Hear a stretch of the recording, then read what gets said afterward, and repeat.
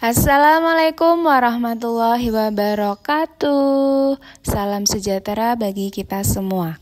Di sini saya akan menyampaikan tentang kesimpulan dan refleksi pemikiran Ki Hajar Dewantoro, modul 1.1 koneksi antar materi. Sebelumnya, perkenalkan, nama saya Ika Widyaningrum. Saya dari SMK Negeri 3 Jepara, CGP Angkatan 10 Kabupaten Jepara. Dengan fasilitator Bapak Muhammad Jamal Nasyir dan PP Ibu Nini Bisyarutuddin. Tentang pendidikan dan pengajaran.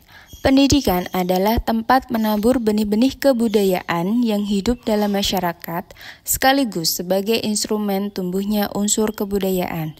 Sementara pengajaran adalah cara menyampaikan ilmu atau manfaat bagi hidup anak-anak baik secara lahir dan batin. Sementara mendidik dan menuntun. Mendidik adalah menuntun segala kodrat yang ada pada murid agar mereka dapat mencapai keselamatan dan kebahagiaan yang setinggi-tingginya baik itu sebagai manusia maupun sebagai anggota masyarakat. Sementara pendidikan yang menuntun atau istilah lainnya yaitu membimbing merupakan anak diberi kebebasan, namun pendidik atau sebagai wali harus bisa membimbing dan mendidik anak agar tidak kehilangan arah dan membahayakan dirinya sendiri. Pendidik dapat memberikan tuntunan yang memunculkan kemandirian belajar anak. Lalu, apa yang Anda percaya tentang murid dan pembelajaran di kelas sebelum Anda mempelajari modul 1.1? Yang pertama, yaitu murid hanya sebagai objek pembelajaran. Selama ini, guru sering menggunakan metode ceramah, sehingga murid lebih banyak mendengarkan guru. Yang kedua, hanya transfer materi pembelajaran. Guru tidak menerapkan pembelajaran yang berpusat pada murid dan tidak disesuaikan dengan kebutuhan dan karakter murid. Yang ketiga, jika nilai murid sudah KKM, dianggap pembelajaran berhasil, padahal murid masih belum memahami materi-materi yang diterimanya.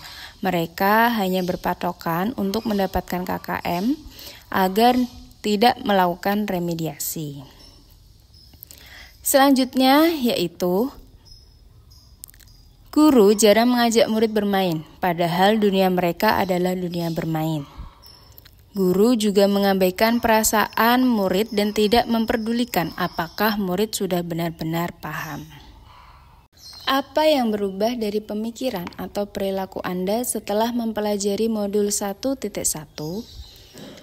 Namun, setelah saya mempelajari modul 1.1 tentang pemikiran KHD, saya menyadari bahwa apa yang saya pikirkan dan saya lakukan selama ini itu kurang tepat.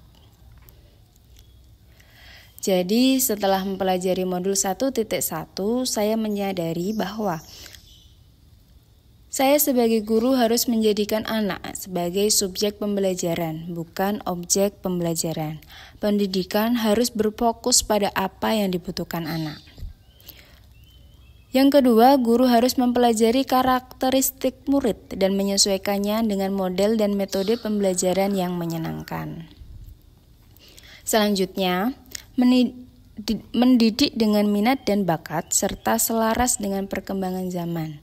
Kita sebagai guru harus bisa mengupdate ilmu agar tidak ketinggalan zaman.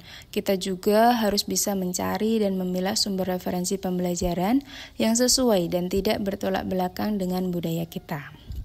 Yang terakhir yaitu guru harus ikhlas, penuh kesabaran dengan segala ketulusan hati, menghadapi keluhan dan perasaan dari anak-anak kita sehingga mereka merasa senang dan bahagia. Yang dapat segera saya terapkan adalah seharusnya saya melakukan pembelajaran secara menyeluruh. Ada beberapa kompetensi yaitu kognitif, afektif, psikomotorik, ada juga spiritual, sosial, dan budaya. Jadi selama ini saya hanya berpatokan kepada aspek kognitif saja, sehingga saya mengesampingkan aspek spiritual, sosial, dan budaya. Selanjutnya, saya akan merancang pembelajaran interaktif dan yang menyenangkan dengan pembelajaran berpusat pada murid. Saya akan membuat beberapa game di dalam pembelajaran dan akan menggunakan aplikasi agar anak yang suka bermain game itu juga merasa bersemangat dalam pembelajaran. Selanjutnya, saya juga akan berkolaborasi dengan rekan sejawat untuk menciptakan lingkungan pembelajaran yang memotivasi siswa. Selanjutnya, pembelajaran tidak lagi menuntut tetapi menuntun. Jadi, guru mempunyai tanggung jawab untuk menuntun dan membimbing siswa. Jadi, guru harus memberikan tauladan dalam bersikap dan berbicara agar anak bisa meniru dan menerapkannya pada pendidikan karakternya. Selanjutnya yaitu mengenali karakter dan latar belakang siswa dengan menjalin komunikasi yang baik. Jika diperlukan, menjalin komunikasi pula dengan orang tua. Cukup sekian yang bisa saya sampaikan, semoga bermanfaat. Terima kasih, salam dan bahagia Bapak Ibu penggerak.